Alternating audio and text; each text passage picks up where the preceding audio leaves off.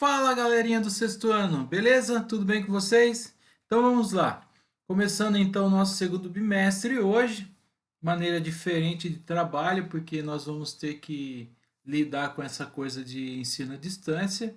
E eu espero que vocês consigam entender, né, o conteúdo de inglês para esse bimestre. Qualquer dúvida, nós temos aí o WhatsApp que vocês podem entrar em contato e a gente vai tentar resolver esses problemas aí de dúvida com vocês.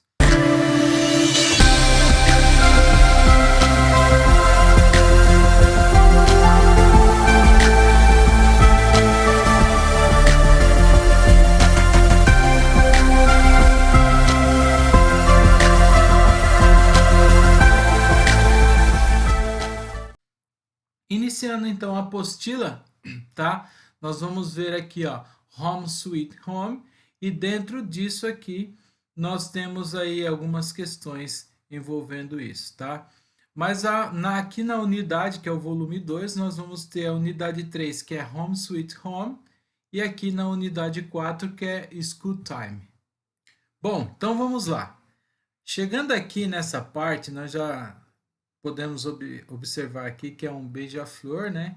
Ele está aqui na sua casinha. Então, faz jus ao sentido da unidade, porque a gente vai falar sobre casa, tá?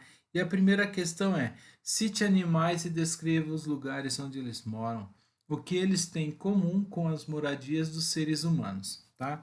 Então, como a gente está um pouco longe para fazer essa atividade, vai ser vocês assim imaginar aí, tá? Coisas que alguns animais fazem e qual é o habitat dele e fazer uma semelhança com nós seres humanos. Por exemplo, alguns animais vivem em toca, né? Se eles vivem em toca, é parecido com a gente porque eles têm um abrigo e nós também temos, tá? Então, pensem aí em animais que vivem semelhante aos seres humanos, tá? E aí a gente vê se a moradia faz jus ou não. Na questão 2 fala assim: você já ouviu a frase não há lugar como o nosso lar? E o que ela quer dizer? Quer dizer, você se sente muito mais feliz, muito mais livre quando você está dentro do seu ambiente. Um exemplo, quando você vai na casa de um amiguinho, ou até mesmo na casa de um familiar que não é tão próximo assim, você não fica tão à vontade lá. Você se sente um pouco acanhado, um pouco tímido, né? Por quê? Porque não há lugar como o nosso lar. Você se sente muito mais à vontade quando você está na sua própria casa. Quer outro exemplo? Depois que casarem, vocês vão ver que a casa dos nossos pais não é tão simples de você andar em todos os ambientes como eram antes quando vocês eram crianças. Vocês vão ver que isso vai mudar então quando vocês ficarem mais velhos. Vocês vão perceber sobre privacidade, vários assuntos aí que vão mexer um pouco com essa liberdade que a gente tem hoje, tá? Questão 3 fala assim: qual é a casa mais diferente que você já viu? Bom, eu um tempo atrás estava investigando algumas casas diferentes e eu vi que em algum lugar aí tem uma casa que ela é estilo ponta-cabeça e ela é atração turística, tá? Então ela é como se fosse o telhado para o chão e voltado para cima. É bem diferente, tá? Então se alguém quiser ir pesquisar alguma coisa já que está na internet e ver casas diferentes, aí tá o motivo para vocês darem uma olhada, tá? Então isso aqui é mais discussão, coisas que a gente sempre faz nos inícios, né, no início das nossas atividades com o início da unidade aí que nós temos. Então qual é o objetivo, né, Gauss? Qual é o objetivo? Nesse capítulo vamos estudar diferentes tipos de moradias e descrever cômodos e móveis que os compõem. Também vamos aprender a perguntar e a responder sobre os objetos que nos pertencem.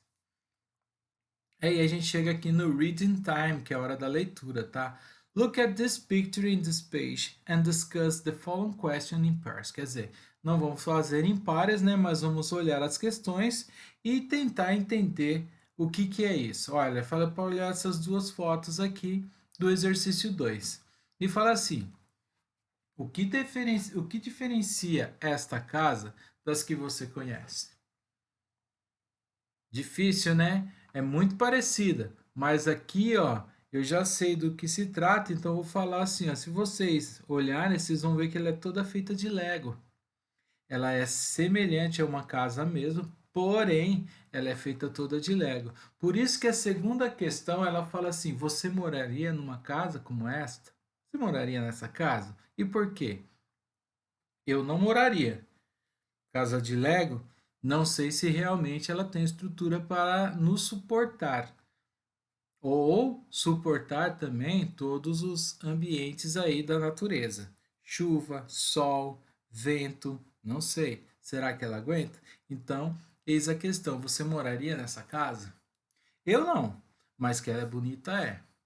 Na questão C fala assim: que cômodo é apresentado na foto da direita? Agora é com vocês. Então, essa foto da direita aqui, ó, que cômodo vocês acham que é?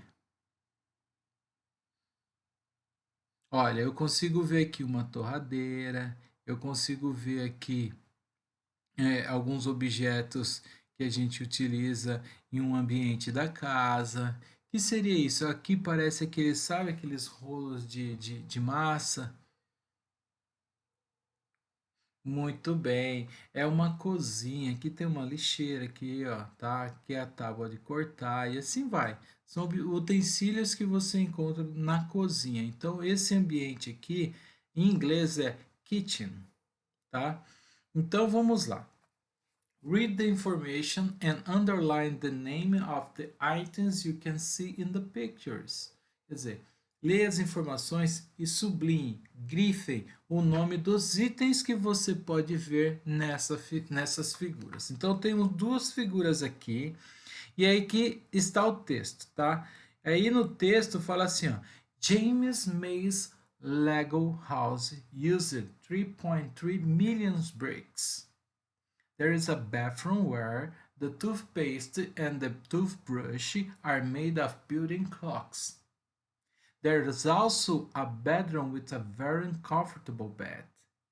In the living room, there is a nice armchair. In the kitchen, there are many items like a toaster and a bread box. Então, agora eu vou deixar com que vocês entendam o que está falando esse texto aqui e vocês circulem, grifem, sublinhem os objetos ou a informação correta de acordo com o que você vê aqui na foto, tá? Com isso, a gente vai para o exercício 3 e fala assim: Go back to the text and answer the questions. Volte ao texto e responda as questões. How many Lego bricks were used in the house? Quantos tijolos de Lego foram utilizados na casa? Na B, how many rooms are there? E quantos cômodos existem? Tá? Então você vai ler tudo isso daqui e vai responder a questão 3. Agora, para aqui, no Do You Know, tá dizendo assim, ó. Corridors are pretty recent inventions. Until the 17th century, people usually had to go through on a room to get the next. Even big palaces and castles were just a lot of bigger rooms connected to each other.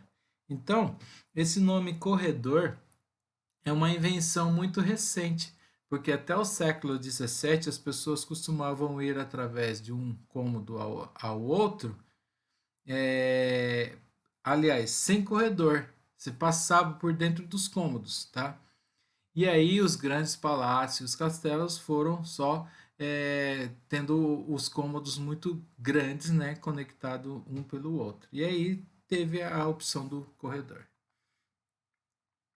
Com isso, agora então a gente vai falar sobre o uso do there is e there are. Para isso, eu tenho essa informação aqui para vocês. O there is e there are, tá? There is e there are.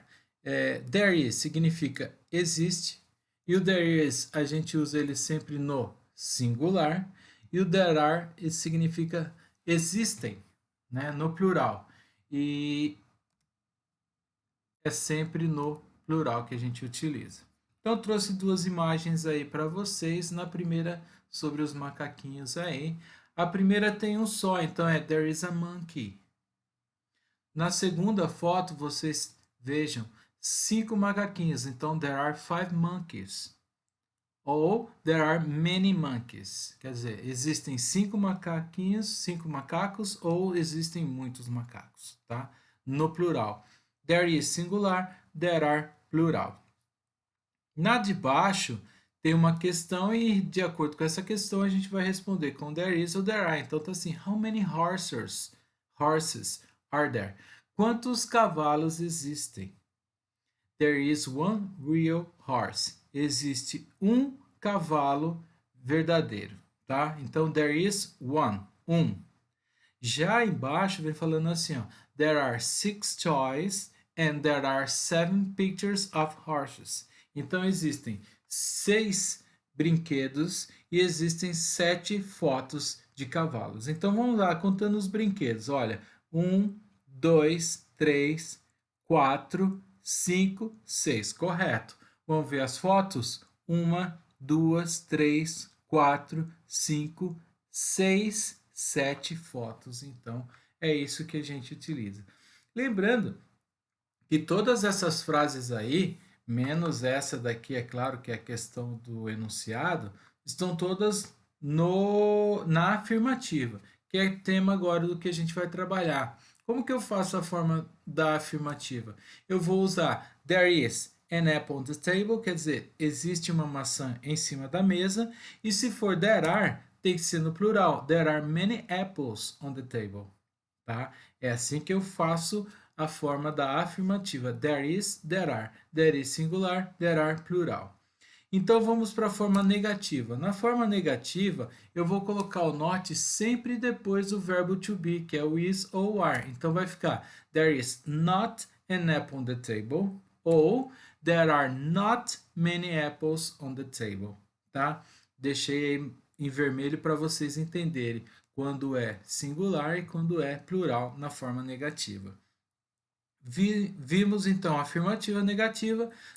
Agora uma observação para vocês, que é o there is not é a mesma coisa que there isn't.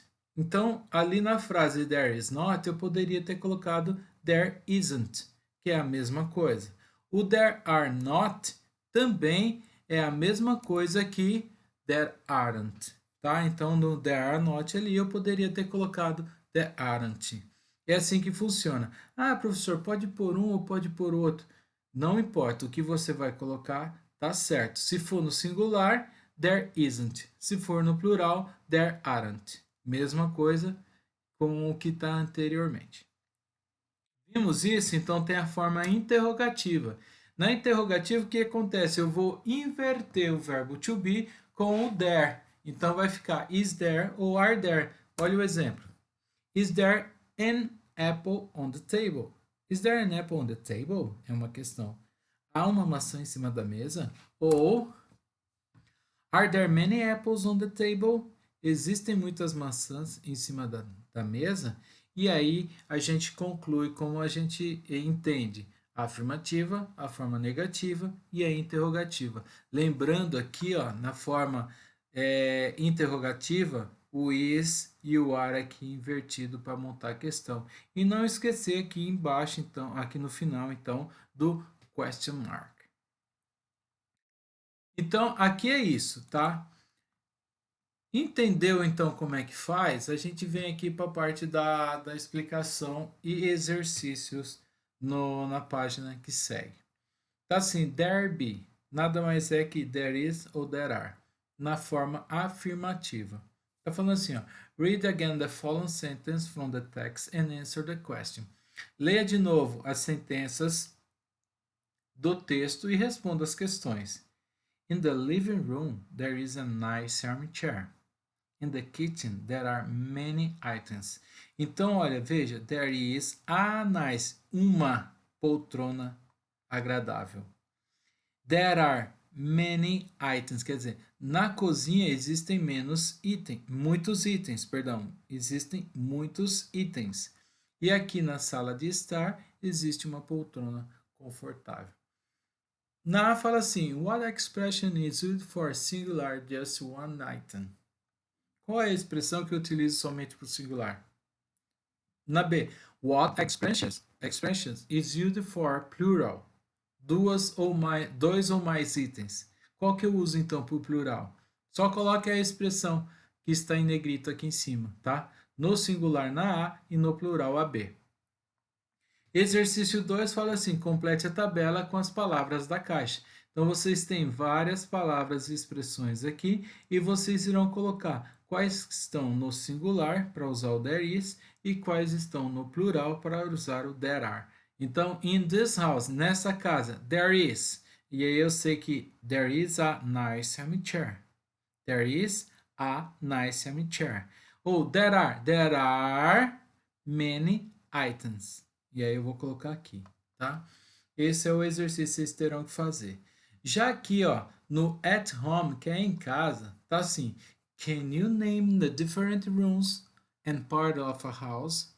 Use the words from the box to label the image. Quer dizer, você pode nomear diferentes cômodos ou partes da casa? Use as palavras da caixa para rotular a imagem. Então, a imagem que vocês têm é isso daqui, ó, a planta da casa, com as informações: quarto, banheiro, sala de jantar, sala de estar, garagem, cozinha, área de serviço, funcionando bonitinho, jardim, tá tudo aí. Como que são esses nomes? Aqui, ó, backyard, que é o fundo, né? Backyard. Aqui é front, né? Yard. E aqui é backyard, que é o jardim dos fundos, tá? Então tá. De acordo com o que eu falei aqui, quais são as palavras referentes a cada parte do cômodo aqui, da casa, cada parte da casa, em inglês? Por exemplo, aqui é um quarto. Como que é quarto em inglês? Tá aqui em cima, ó. E o bedroom, que é o quarto, será usado duas vezes. Olha lá, duas vezes. Então eu sei que tem dois quartos na casa. Onde tiver a imagem com o quarto, eu vou colocar bedroom.